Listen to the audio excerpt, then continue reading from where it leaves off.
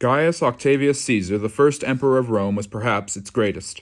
The creator of the Pax Romana and founder of the Julio-Claudian dynasty was born in 63 BC and grew up in the shadow of his great-uncle, perhaps Rome's greatest general, the ambitious Julius Caesar. Caesar's successful exploits in Gaul and great ego made him a threat to the status quo, a powerful and influential yet corrupt Roman Senate. When they commanded Julius to give up his legions, he rebelled, invading Rome by crossing the Rubicon in 48 BC, when his young grandnephew was only 15. But his idolization of his uncle was already well underway and would be a continual facet of his own life, both a sincere devotion and a means for power. Meanwhile, his uncle, embarking on full insurrection and revolt, saw his enemies flee before him as he captured the Italian peninsula and seized Rome before heading to Greece and defeating the Senate's general, his arch-rival and former ally, Gaius Pompey, at the Battle of Pharsalus. Pompey fled to Egypt, where Caesar pursued, eventually arriving to find Pompey murdered and beheaded by the young pharaoh Ptolemy XIII. Caesar soon overthrew him with the help of his voluptuous, enticing, and brilliant sister Cleopatra. She seduced Caesar and had a son, Caesarion, with him. With his rivals defeated, Caesar returned to Rome in glory, a powerful triumph, and the Senate under his feet, yet his hubris, vanity, and pure ambition would be his undoing. Convinced that he would make himself dictator for life, senators, even allies like Lucius Brutus, surrounded Caesar and stabbed him to death on the Ides of March in 44 BC. This devastated the young Octavian, who had come to see Caesar as his father, and whose idolization of him would be both a motivator for revenge and a launching pad for his own autocratic ambition. Octavian soon found an ally in a young general and devoted advocate of Caesar, Mark Antony. Antony was a brilliant leader, speaker, and general, and with a member of Caesar's family decrying the senators for their grisly assassination of Rome's greatest hero, Antony had the fodder he needed to pursue another civil war. Octavian, as he would do later on, also claimed that Julius's will had made him both son and heir to his throne. Teaming with Marcus Lepidus, another stalwart supporter of Caesar and a capable general, the second triumvirate, the first having been Caesar, the wealthy Marcus Crassus, and Pompey some 2 decades before, went for blood, purging Rome of the senators who had undermined and murdered Caesar, and waging an all-out war on the rest. Like Pompey before him, the senators fled to Greece, where they were defeated at the Battle of Philippi in 42 BC. Octavius Caesar had skillfully avenged his great-uncle and adoptive father, and for the first of multiple times had used force and bloodline to legitimize his power. Rome was now under the thumb of the 3 young commanders, each able, each shrewd, and each teeming with ambition. They established a series of military dictatorships, Lepidus taking North Africa, Antony the East, and Octavius the West, with the mighty Roman army dominant in their legions on land, thundering horsepower, and tremendous triremes on the sea. They stood unchecked as the dominant power in the world. No one would challenge the legion's might or authority, and the triad's power seemed absolutely unbreakable, had it not been for 2 things: Octavius's unchecked lust for power and Cleopatra. The beautiful gem of the Nile had thoroughly seduced Antony, taking him away from his own wife, one Octavia, Octavian's sister, and the mother of Antony's children. This scandal, just as Caesar's marriage to her, brought shock. As Octavius unceremoniously pushed Lepidus out of power in North Africa, eventually buying him out, he produced yet another will, this one a possible forgery of Antony that promised his lands and wealth not to his Roman children, but to his growing number of offspring with the Egyptian temptress queen.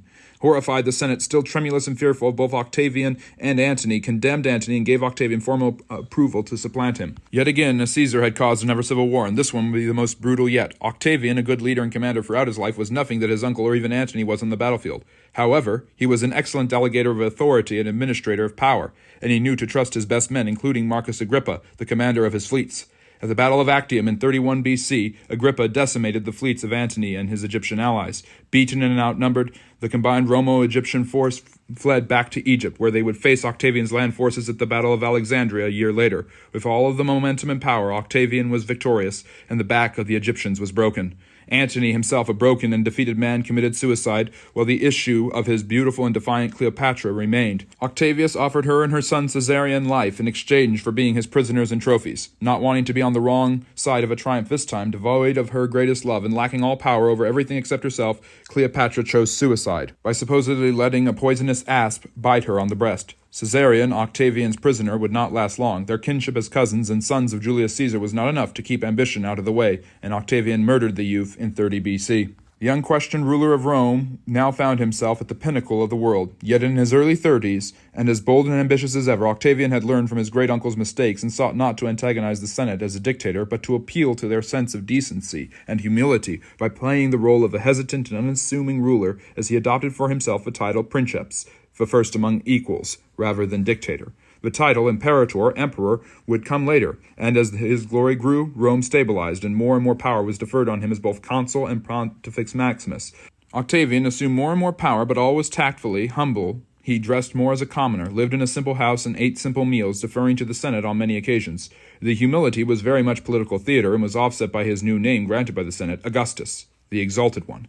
He also promoted the deification of his uncle Julius, and with himself as heir and son, it was not a little interesting that the ruler of the world at the birth of Jesus of Nazareth was also referred to as the Son of God. Artistic depictions presented him as such, exaggerating his youth and military prowess and depicting him as Apollo, another son of God. Meanwhile, his domestic and social policies of emperor complemented his ostensibly humble living conditions. He promoted traditional values, outlawed adultery, and provided tax incentives for the married and those with children. In doing so, not a little hypocritically, since he had married Livia, a cunning and treacherous widow against whom he had many dalliances, he set a social standard for producing balanced traditional society with higher birth rates, manpower, and stronger social ties in communities. He cracked down on the illicit behavior throughout the empire, banishing the poet Ovid for his sexual prose, while also encouraging the arts and other poets such as Virgil and Horace.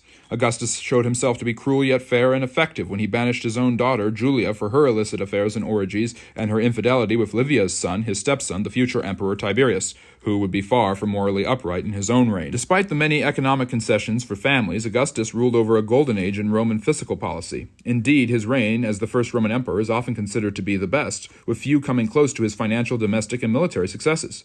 Throughout his reign, Rome was prosperous due to its many forums and agoras, powerful and sanitary due to its strong infrastructure and refreshing aqueducts, safe, protected strongly by its vast legions, and full of extensive trading thanks to its many roads, which made the empire very, very wealthy. This is considered the beginning of the Pax Romana, a 2-century-long period of peace, prosperity, and relative stability where Rome's infrastructure, economy, and military were consistently strong and above reproach, and it was at the pinnacle with Augustus who set the groundwork for this as emperor, which is why it is often called the Pax Augusta as well. Rome was indeed large and powerful, more so than any empire before it in the ancient world. However, this did not stop the mighty legions of Augustus from expanding it, adding Egypt, Thrace and Illyricum, modern-day Balkans, and northwestern Spain and Africa to his already vast empire. As previously noted, Augustus was a decent military leader, but an even better judge of character, relying on his many good generals, such as Agrippa, Tiberius, and later Gaius Germanicus, the grandson of Livia, to protect the frontier and expand the empire's borders on land and sea.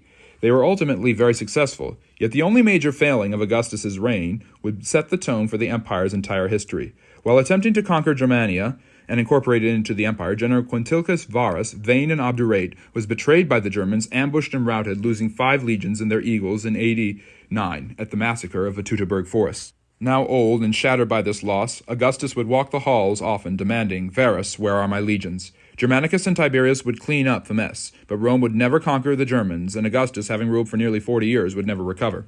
The question of his succession and the continuance of the empire loomed large, and palace intrigue and division gave way to many rumors and scandals.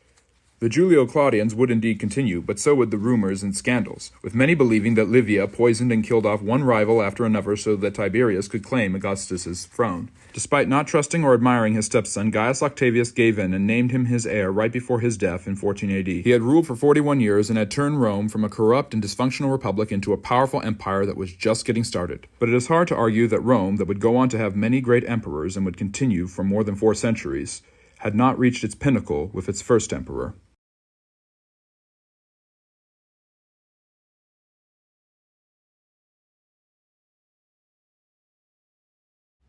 Octavian Caesar, known as Augustus, had ruled the Roman Empire for 45 years. He was Rome's first and perhaps greatest emperor and ruled over a time of peace and prosperity. Despite falterings in his older age and the possible poisoning of his wife Livia, he left a stable and powerful empire to his successor, Livia's son, Tiberius. Far from humble, the vain Tiberius embraced the pageantry of being a Roman emperor, but his wisdom and good leadership continued to hold the empire stable at the height of a Pax Romana, with the Roman legions and good infrastructure keeping the empire together.